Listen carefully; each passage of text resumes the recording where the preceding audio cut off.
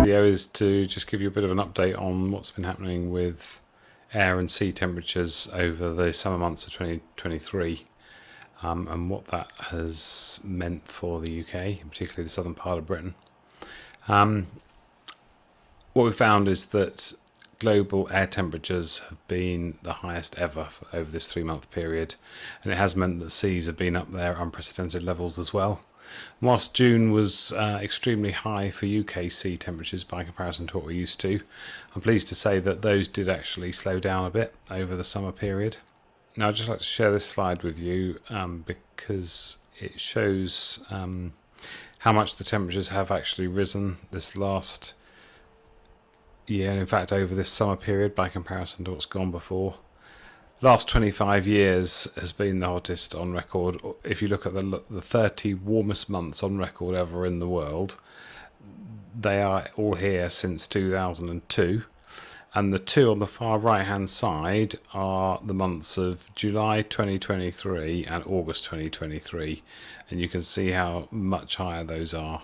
Now the UK is around 50 to 60 degrees latitude in the world. And if you look at the belt, 60 degrees north down to 60 degrees south, and what's been happening with sea temperatures, sea surface temperatures over this last few years, it's quite dramatic how we've seen those sea temperatures rise as well. I'll show you this slide.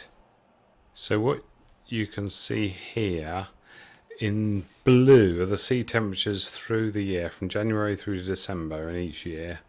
And blue down the bottom there is the sort of 1970s, 80s and 90s. Then above that we've got the temperatures of the sea in that zone in the 2000s, 2010s. And it starts getting really quite pink in the 2020s. But take a look at that red line that's coming out of the top with the 31st of August 2023 shown on it. That's for the year of 2023. And for the first time ever, what we've seen here is that come May, in that belt across the world, the sea temperatures aren't falling down as we get past May. And I think that's quite alarming. Now let's look at our own sea, the North Atlantic, which quite a bit of the United Kingdom fronts onto. What you can see here is how, again, this year in 2023, the sea temperature seems to have made a step change up from what it's been historically. We know it's been increasing, as I showed you in the last slide, since the 70s, but that's quite a marked change for the North Atlantic. And you can see here the way in which the North Atlantic, which is this sort of zone here, a lot of the warmer temperatures are thankfully being experienced a bit away from the UK. You can see that the anomaly by what's been going before is highest just to the east of North America.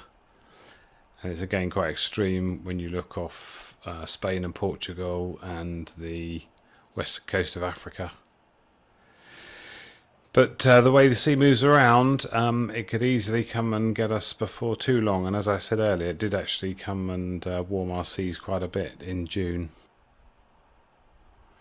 Now, whilst these warmer seas have been good for bringing in bluefin tuna, for example, and mackerel have been available to those of us who fish further north, which has been nice, I think that warmer seas have contributed quite significantly to a seaweed problem that's been developing for fishermen in Kent and Dorset and other southern waters. Now, when I first started looking into this, I assumed that seaweed was a plant, but it's actually algal in its form. And algae grow particularly well if there is warm water and there are nutrients that they can feed upon.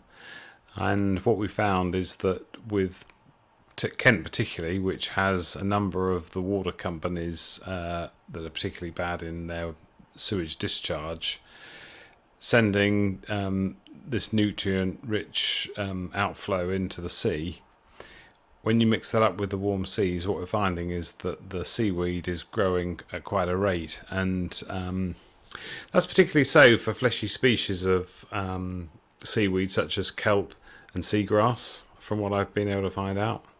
So into the future, unless we can get on top of these water companies and reduce their discharge, and we can stop the government enabling development to go ahead as if the environmental damage that it causes isn't relevant, which Michael Gove is pushing for at the moment as I'm recording this, these warmer seas are going to have an impact on us fishermen, and we therefore need to keep on top of the government and the water companies to keep their activities focused on the marine environment and looking after this planet. Now, I'd just like to share this photo with you. This is something that the Environment Agency uses to show what